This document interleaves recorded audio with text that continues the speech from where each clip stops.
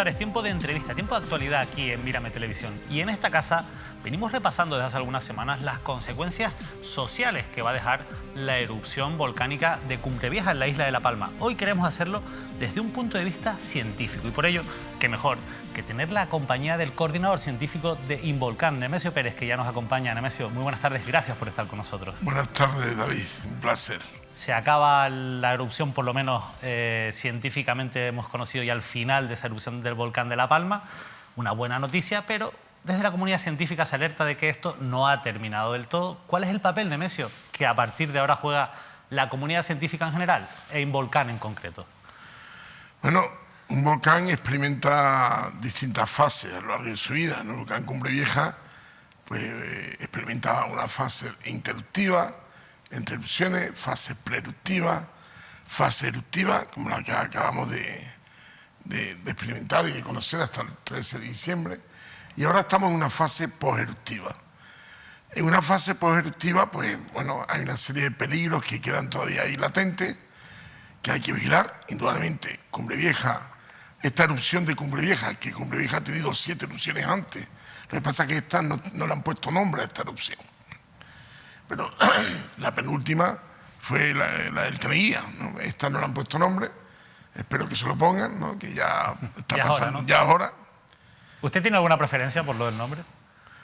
Mira, si lo digo me van a machacar, ¿no? Porque mi preferencia es la que eligen los palmeros, pero lo que sí le pido a los palmeros es que pongan cariño en esa elección, porque aunque hay mucha gente que le puede llamar, ya te puedes imaginar cómo, por los daños, indudablemente eso va a quedar ahí y no creo que a nadie le gustaría recordar esa erupción como... Por tanto, usted no quiere...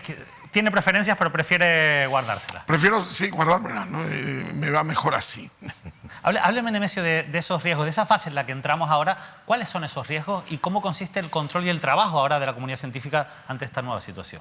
Bueno, como tú bien has dicho, la erupción ha acabado, la emergencia no ha acabado. O sea, de hecho, Julio Pérez, el consejero, así lo manifestó el día de Navidad, el día 25 de diciembre. Porque indudablemente la emergencia tiene que estar todavía ocupando la fase poseruptiva. ¿Qué peligro nos podemos encontrar en la fase poseruptiva? Pues uno de los que nos estamos encontrando son unas emisiones anómalas de dióxido de carbono en zonas habitadas, como por ejemplo la zona de la Bombilla o Puerto Naos, ¿no? Y estamos hablando de niveles de concentración de dióxido de carbono en el aire dentro de las viviendas o dentro de los bajos, los edificios, que pueden llegar hasta el 3 y 4%, ¿no? ¿Esto qué supone? Esto supone un descenso en el de oxígeno y un problema para la integridad de las personas, dependiendo del tiempo de exposición, ¿no? Otro tipo de potencial peligro es la removilización de toda esa ceniza que ha caído muchísima, cerca de 20 millones de metros cúbicos. Entonces, si hay periodos de lluvias torrenciales, pues la removilización como consecuencia de las lluvias torrenciales pues puede ser un potencial peligro de generar flujo de lodo o lahares, ¿no? Aunque bueno, hay compañeros del Instituto Geológico de España que están estudiando el impacto de ese peligro. ¿Y cómo se tiene que actuar ante estas situaciones? ¿Qué es lo que se va a hacer? Con respecto al tema del peligro de gases, es ver cómo evoluciona. O sea, lo normal es que esa tasa de emisión y esos niveles de concentración vayan disminuyendo. Y cuando tenga unos niveles que sean gestionables, o sea, que lo pueda gestionar la persona que vuelva a su vivienda, pues yo creo que será la dirección del plan quien dé luz verde para que la gente vuelva, ¿no? Con respecto a otra serie de peligros, pues se le dan una serie de recomendaciones a la administración para su gestión, ¿no? Decía usted, Nemesio, lo ha dicho en varias ocasiones, que esta ha sido la erupción volcánica más importante de Europa en los últimos 75 años. Ante un fenómeno de tal magnitud, ¿usted cree que las instituciones, a todos los niveles, han estado a la altura? Bueno, en la gestión se podía haber hecho mejor, pero no se ha hecho bastante aceptable, ¿no? De hecho, los científicos hemos estado trabajando juntos, a pesar de las diferencias que ha habido. O sea, se ha trabajado con una unidad que es encomiable vista de fuera, ¿eh? ¿Qué se podía haber hecho mejor? bueno, muchas cosas, pero yo creo que eso es tema de un debate y de hacer una especie de reunión después de que pase esto para hacer... Yo siempre he pedido a todos, a los científicos, a los responsables de emergencia, que tuvieran una libretita y que hubieran apuntando día a día, porque nos olvidamos, qué es lo que no he hecho bien hoy.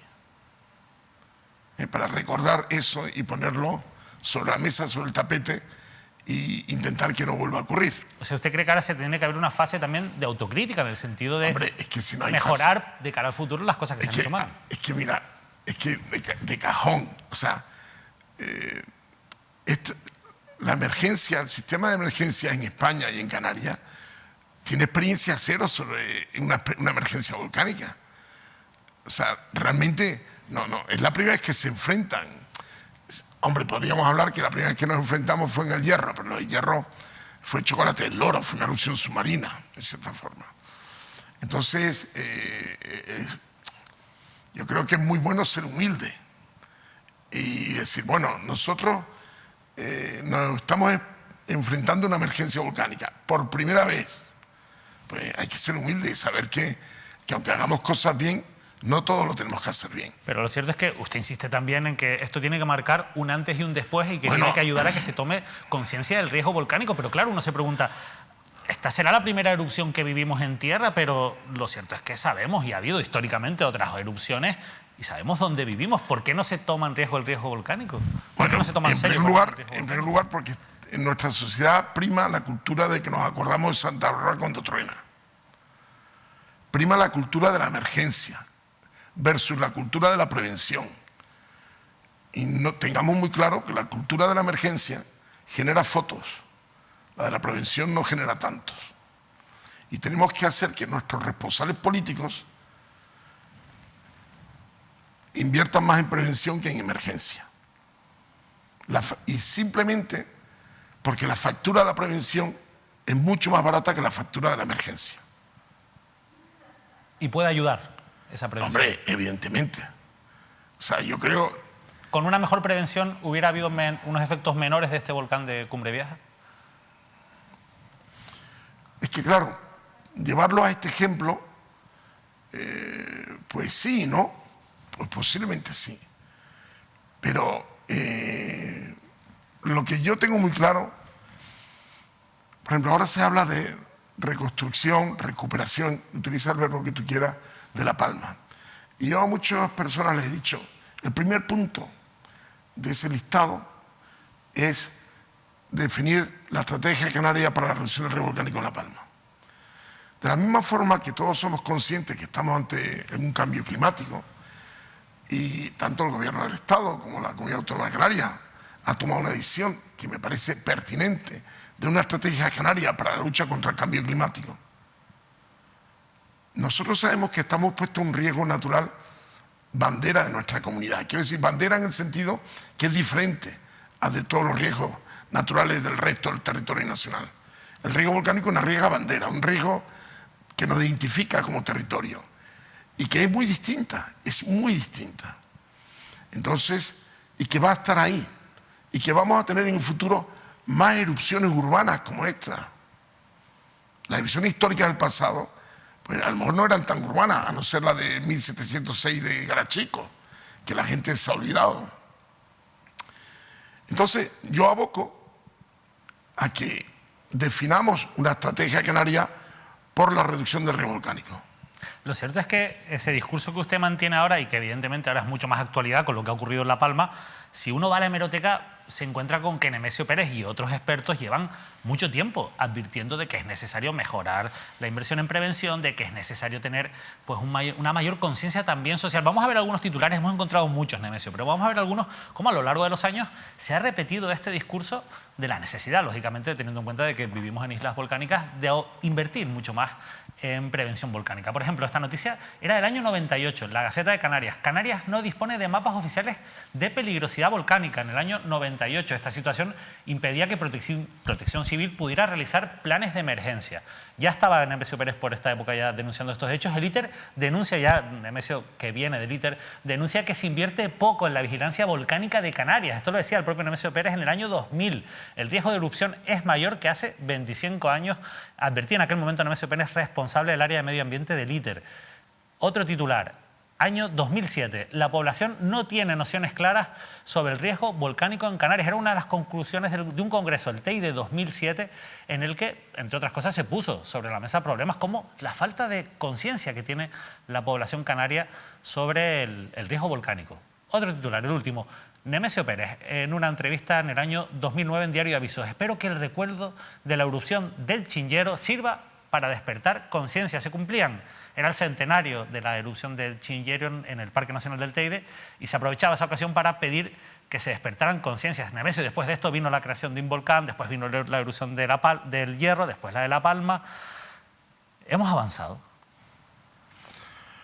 Hombre, quiero pensar que sí, pero no lo bien que hubiéramos hecho. Por ejemplo, uno de los grandes pasos del ámbito legislativo que se ha dado aquí en España para avanzar en la reducción del riesgo volcánico son esas demandas unánimes de las cámaras legislativas, del Senado, del Parlamento de Canarias y del Congreso de Diputados, instando a las a la Administración del Estado, a la Comunidad Autónoma y a los 7 cabildos a poner en marcha lo que llamamos el Centro Nacional de Volcanología, que no va a estar en Bilbao, ni en Madrid, ni en Sevilla, tiene que estar en Canarias y por eso se llama Instituto Volcanológico de Canarias. Y que sirva ese instrumento, esa entidad, para que todos los recursos humanos y técnicos que las distintas administraciones tuvieran o tienen para la gestión científica del volcánico convergieran bajo ese mismo paraguas sin perder la titularidad de los recursos. O sea que si mi nómina me la paga el ITER, me la sigue pagando el ITER, si ese instrumento de la higiene sigue siendo la higiene, pero a medida que empezamos de esa forma ya empezará el Instituto Volcanológico de Canarias a marchar. Por desgracia, uno ve que decisiones unánimes en la Cámara Legislativa pues le ponen palos en la rueda. Decisiones unánimes que no tienen color político y que sí tienen mucho de sentido común y responsabilidad pública. Pues se le ha puesto palos en la rueda. ¿Esto va a ser un impulso, el volcán de Cumbre Vieja? ¿Puede ser un impulso? ¿Debería serlo? Hombre, yo espero y deseo que sí, porque esa es una de las estrategias de maximizar los recursos públicos, de que el Poder Ejecutivo haga caso a decisiones unánimes del Poder Legislativo. Yo me pregunto como lector, ¿para qué coño sirve el voto que yo doy? Nosotros votamos a nuestros representantes de los parlamentos. ¿Y cómo es que es posible que un Poder Ejecutivo o que lobby, y utilizo términos utilizados, están en el boletín oficial de las Cortes, utilizados por Pepe Segura, como miembro del Congreso de Diputados, denunciando que habían lobbies dentro de la Administración del Estado, poniéndole palo en la rueda a esas decisiones unánimes? Nunca lo he entendido. ¿Quién puede tener interés en que no se creen instituciones que puedan ayudar a investigar el riesgo volcánico? Los lobbies dentro de la Administración del Estado fueron el CSIC y el Instituto Geográfico Nacional. Eso tiene nombre y apellido, o sea, no tengo ningún... De hecho, el otro día hablando con Rafa Rebolo, todos los canarios estamos orgullosos de una cosa que se llama IAC, Instituto Geográfico de Canarias, y que le pregunten a Francisco Sánchez y a Rafa Rebolo qué institución del Estado le puso piedras en el zapato al proyecto IAC. El Consejo Superior de Investigaciones Científicas, sorprendentemente. Estas discrepancias que existen dentro de la propia comunidad científica o de representantes de diferentes instituciones que al final pues, están representando también a una parte de la comunidad científica, ¿son un problema de cara a que después los demás nos tomemos en serio el riesgo volcánico? Es decir, si vemos a nuestros expertos que no se ponen de acuerdo con algo tan básico... No, pero eso es demagogia. Déjame te voy a decir por qué. Vamos a ver, tú puedes opinar y yo también puedo opinar lo que deseamos, ¿no? Lo que deseemos, lo que queramos y demás. Pero es que las opiniones vienen de unas cámaras legislativas que han elegido todos los españoles. Y eso va a misa. Y máxime si son decisiones unánimes. Y no se le pueden poner palos a la rueda, a decisiones unánimes, que no tienen color político y tienen mucho de sentido común y responsabilidad pública. Entonces, es muy fácil, porque yo he visto a más de un político decir, no, es que los científicos... No, zapateros sus zapatos.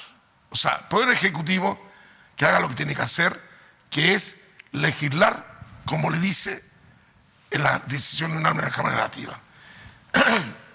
Y la discrepancia de los científicos no es un asunto que debe limitar decisiones políticas basadas en el consenso. La verdad que se lo preguntaba precisamente porque evidentemente yo he escuchado también a muchos políticos que se escudan en esas discrepancias. La he oído yo más de una vez.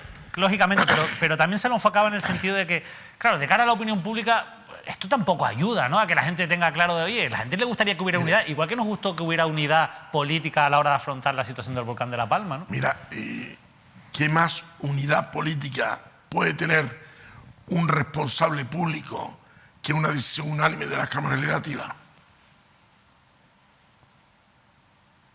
Lo cierto es que el riesgo volcánico sigue ahí. Ustedes han hecho incluso unas predicciones, alguna serie de declaraciones que a mí me gustaría un poco que me explicara un poco en qué se basan, ¿no? Hablaba de que a medida de los próximos años, pues el riesgo volcánico de nuevo en Cumbre Vieja, pues porcentualmente va aumentando, hasta el punto de que puede llegar en el próximo medio siglo a un 47% de probabilidad de que pueda haber una nueva erupción. No sabemos de qué tamaño es, pero que pueda haber una nueva erupción. ¿En qué se basan estos cálculos, Nemesio? Bueno, yo te lo digo, esto es muy interesante. Nosotros podemos saber cuando, o sea, lo primero, es decir, el riesgo volcánico en Canarias es ahora mayor que hace 50 años.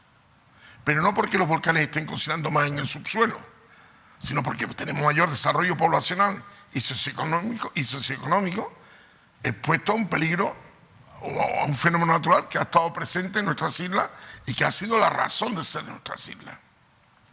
Con lo cual, eso es muy importante, ¿no? O sea, si tú y yo vivimos en una urbanización y tenemos un vecino que le gustó al ajeno, los dos estamos expuestos a un peligro de robo. Pero si tú tienes un BMW último modelo y un Seat Panda lleno de agujeros, el riesgo de robo en tu caso es mayor que el mío. Así de sencillo. El riesgo aumenta no por el peligro, sino por el impacto que podría ocasionar ese peligro. El impacto económico, ¿no? Con respecto a las probabilidades que puede haber una erupción, por ejemplo, en La Palma, o en Canarias, o en Tenerife, en distintas ventanas temporales. A mí cuando me dicen, oye, ¿hay riesgo volcánico en La Palma? Claro que sí. Otra pregunta es, ¿y cuál es la probabilidad que en La Palma haya una erupción en los próximos 5 años, en los próximos 10, en los próximos 50 años? Pues hay formas de estimar esa probabilidad. ¿Cómo lo hacemos? Pues en los últimos 600 años ha habido 8 erupciones en La Palma. Pues teniendo las 8 erupciones, ese periodo de tiempo, y un modelo de distribución estadístico del modelo Poisson, pues yo puedo decir cuál es la probabilidad de una erupción en La Palma a distintas ventanas temporales y decir que en los próximos 50 años la probabilidad es un 47%. Ahora bien, esas probabilidades están teniendo en cuenta 600 años, datos de 600 años. Si hacemos el ejercicio, ¿cuánto ha durado la fase eruptiva de 8 erupciones y cogemos una media de 50 y pico días por erupción, pues 8 por 50, por decirlo así, son 400 días, prácticamente un año, vamos a decir un año. O sea, que de 600 años, Cumbre Vieja ha estado un año en erupción. Vamos a ponerle ahora 4 años de fase preeruptiva y 2 de fase poseruptiva. Pues entonces estamos hablando que entre fase preeruptiva, eruptiva y poseruptiva, bueno, vamos a ponerle 8 años. 8 años por 8 erupciones son 600, o sea, vamos a ponerle 2 años de 600 años. O sea que la mayor parte del tiempo en Cumbre Vieja ha estado en fase interruptiva, en fase de tranquilidad volcánica, para que nos entiendan. Claro, si yo te digo a ti, pues mira, la probabilidad de una erupción en Cumbre Vieja, teniendo los 600 años, es, a lo mejor en el próximo año, es de, por decirlo así, no me acuerdo ahora mismo, es de un 1,2%. Claro, eso es teniendo todo ese tiempo. Pero si ahora mismo Cumbre Vieja entrara en fase preeruptiva, esa probabilidad no la puedo usar porque aumentaría muchísimo. Hay quien puede pensar, esto al final es complicado, se entiende que no se puede dar una fecha exacta de cuándo se va a producir una siguiente erupción volcánica, pero sí que es verdad que, por ejemplo, en ese recorrido por la hemeroteca hemos encontrado muchas noticias de cómo la situación de Cumbre Vieja, evidentemente, porque esta no es, como usted explicaba antes, la primera erupción, ha preocupado históricamente a la comunidad científica y también a la comunidad política. Por ejemplo, veamos este titular, esto es importante porque en el año 2005 usted aparecía en una rueda de prensa con el presidente del Cabildo de La Palma, con José Luis Pérez Telo, y se decía que el ITER mejoraría la vigilancia de Cumbre Vieja, aunque el volcán sigue dormido. Estaba en una de estas fases que usted está explicando en estos momentos. Pero claro, sí que es verdad que se estaba pendiente de lo que ocurría en Cumbre Vieja o de lo que pudiera ocurrir en Cumbre Vieja. Se fue capaz de predecir, perdón, Nemesio, se fue capaz de predecir con cierta precisión esta erupción volcánica desde la comunidad científica. Pues mira, en Cumbre Vieja, claro, se puede decir a toro pasado, ¿no? Pero hay muchas cosas muy interesantes, ¿no? Por ejemplo, esta erupción ha tenido 10 enjambres sísmicos previos. Y el primero fue en octubre del 2017. Y ahí el Instituto Volcanológico de Canarias, en el comité científico del PEVOLCA, fue la única institución que dijo que estábamos ante una reactivación magmática de Cumbre Vieja. Y quiero resaltarlo, la única institución que dijo que estamos en un proceso de reactivación volcánica.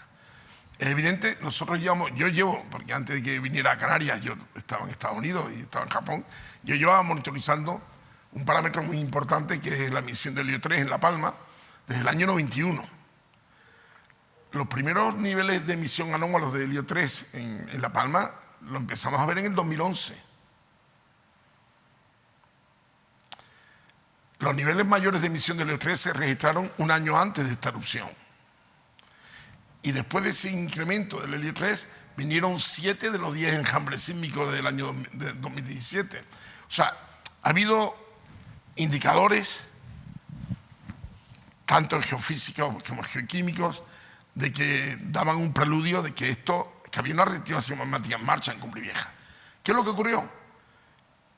Que el último enjambre ya rompió los moldes de los anteriores, porque si los enjambres estaban entre 20 y 25 kilómetros de profundidad, este ya estaba a 10 kilómetros de profundidad.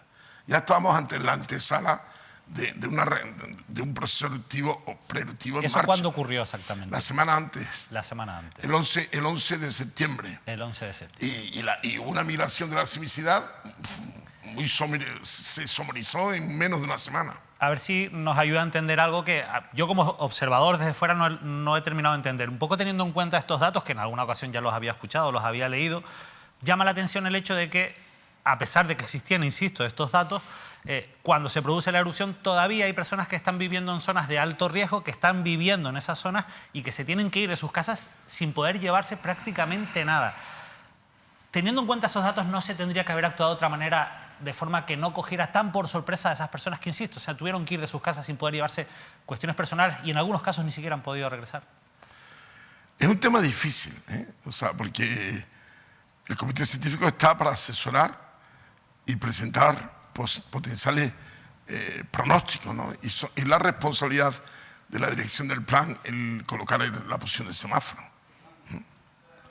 Es verdad que a todos nos cogió muy de sorpresa lo acelerado del proceso. Lo acelerado del proceso, en el sentido de que muchas fases preeruptivas en Canarias tuvieron periodos mucho más largos. La de Hierro desde mitad de julio hasta octubre, no, pues imagínate, estuvo septiembre, agosto y parte de julio.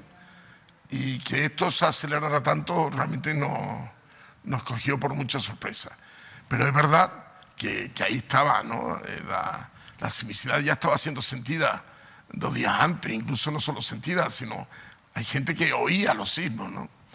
Pero indudablemente nosotros, el comité científico, no tiene la potestad de poner la posición del semáforo, sino tiene la obligación de decir a la dirección del plan cuáles son los escenarios. Pero esa información sí la tenía la dirección del plan. Efectivamente. Nemesio, me gustaría preguntarle antes de terminar esta entrevista por esa etapa, usted lo hablaba antes un poco de la reconstrucción, porque hay algo que me ha llamado la atención también de unas declaraciones que le he escuchado, y es que usted dice que por lo menos ahora lo primero que tenemos que tener claro es que en zonas de riesgo volcánico no se pueden construir infraestructuras básicas como hospitales, aeropuertos. Críticas, sí, básicas, críticas básicas. Puertos, aeropuertos, hospitales. hospitales. Bueno, hay algunas infraestructuras críticas que a lo mejor no queda otro remedio que sí. Como por ejemplo, imagínate que encontremos recursos geotérmicos en la isla de Palma que se fuera potencialmente técnica y económicamente su explotación fuera posible. Esa planta geotermoeléctrica tiene que estar en Cumbres, no queda otra, porque el recurso está ahí. Pero puertos, aeropuertos, hospitales y centrales de generación eléctrica que no dependan del recurso local, pues deberían estar fuera de una zona de riesgo. Entiendo que esto no ocurre así, que en muchos casos están este tipo de infraestructuras en zonas de riesgo. Pues mira, nuestras generaciones pasadas, no me preguntes cómo lo hicieron, pero sin tener esa información, pero a lo mejor sí teniendo esa tradición oral de que por ahí habían erupciones, ¿no? Pues el puerto, aeropuerto, el hospital, el puerto de Santa Cruz de la Palma y el antiguo aeropuerto de Santa Cruz de la Palma estaban bien hechos, estaban bien localizados. El de Mazo, así con Sa, porque está en Cumbres. ¿Y en otras islas? Por ejemplo, aquí, el puerto de Santa Cruz, el aeropuerto de Los Rodeos y los hospitales están bien. Curiosamente, ¿no? Sin embargo, sí que hemos visto también construidos y se ha generado cierto debate en este sentido. Me gustaría conocer también su opinión, aunque nos salgamos un poquito de lo que es su campo, pero yo creo que es importante de cara a cómo vamos a reconstruir el futuro, ¿no?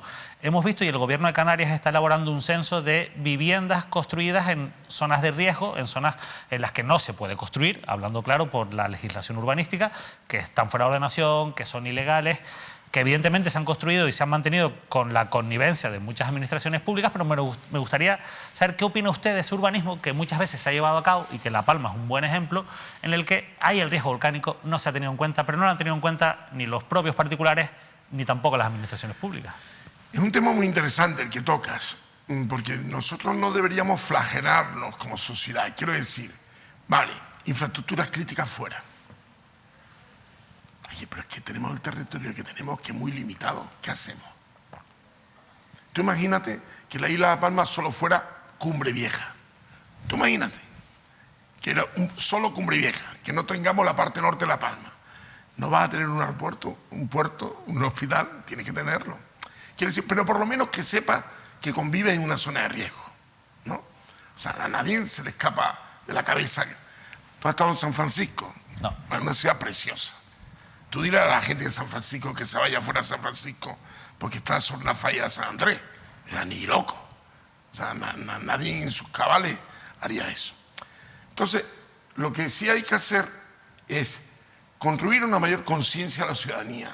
Que la ciudadanía sepa, oye, mira, está en una zona de riesgo, que lo sepa, ¿no? Y ahora también tenemos, es un tema muy delicado, un tema muy delicado y no es baladí su debate, ¿no? Porque después tenemos otro problema, que es la limitación de nuestro territorio. En el caso de Tenerife, el 50% es espacio natural protegido, ¿no? ¿Qué hacemos? O sea, un debate interesante, que debe haber mucha participación ciudadana, pero una línea roja donde no se debería cruzar es que las infraestructuras críticas estén fuera de zona de riesgo. Una pregunta que me hacen mucho y que yo se la traslado a usted. ¿Cuánto puede tardar, digamos, la zona afectada por las coladas del volcán en ser utilizable, tanto para la agricultura como para la propia residencia de los seres humanos? Si se está pensando en urbanizar las coladas, sí. Olvídate, o sea, las coladas de 12 metros, ahora ni en 2 ni en 3 años, no se puede, porque la temperatura que hay dentro no permite eso. Para la agricultura ya es otra cosa, pero ya te digo, esto es un debate de planeamiento, de participación ciudadana, y que sea la sociedad quien tome esa decisión. Pero entiendo que a corto plazo, de momento, en un periodo de 2-3 años, no se puede hacer nada. Hombre, sorribar se puede sorribar. O sea, para el tema de agricultura, algunas partes, bueno, la que decidan o la que la ley la permita, lo que sea. Construir eso no es viable. Una última cuestión, Nemesio, porque lo nombraba usted antes también, la erupción del siglo XVIII de Garachico. ¿Qué se puede aprender de esa erupción? Porque esa sí que afectó a un núcleo urbano y esa sí que provocó después una reconstrucción sobre el territorio. ¿Qué cosas se han hecho bien en Garachico y qué no se han hecho bien de cara a que podamos aprender en Cumbre Vieja? ¿Tú crees que hemos aprendido algo de la de Garachico? No lo sé, por eso le pregunto a usted. Yo creo, no lo sé porque hay que vivir aquella época, ¿no? Yo creo que a mí lo que yo he oído de Garachico es que habían, pues yo no sé si 3.000 habitantes, o no sé cuántos habitantes había en el núcleo urbano, y que tardó cerca de 3 siglos en recuperar ese nivel de población. Vamos a ver, nosotros tenemos que ser conscientes que vivimos en un volcán y que va a haber erupciones y que va a generar coladas de lava, y esas coladas de lava van a arrasar terrenos de cultivo y zonas cualquier colada de lava que baje en Tenerife de medianías para abajo, que va a arrasar lo que se encuentre. Entonces, ¿qué es lo que hay que hacer? Bueno, pues mirar qué mecanismo, desde el punto de vista legislativo y de otras, podemos hacer para reducir el riesgo, el impacto de ese riesgo, nada más. Pues Nemesio Pérez, nos hemos ya quedado sin tiempo. La verdad es que yo le agradezco muchísimo que haya contestado a la llamada de Mírame Televisión. Además, enseguida ha estado dispuesto a sentarse en esta mesa, a explicarnos un poco mejor para que podamos entender algo tan complejo como es un fenómeno volcánico. Y sobre todo, insisto, gracias por esa transparencia con la que siempre atiende a este medio de comunicación. Muchas gracias a ti, David. Espero que haya clarificado algo así. Sí, yo personalmente para mí sí, seguro que para nuestros espectadores también. Nosotros volvemos ya el próximo jueves con más entrevistas. Les dejamos con la programación ya habitual de Mírame Televisión, recuperada después del parón navideño que hemos tenido. Así que nada, no se pierdan en unos minutos los deportes y nosotros volvemos, eso sí, con más entrevistas de actualidad el próximo jueves. Que tengan una feliz noche.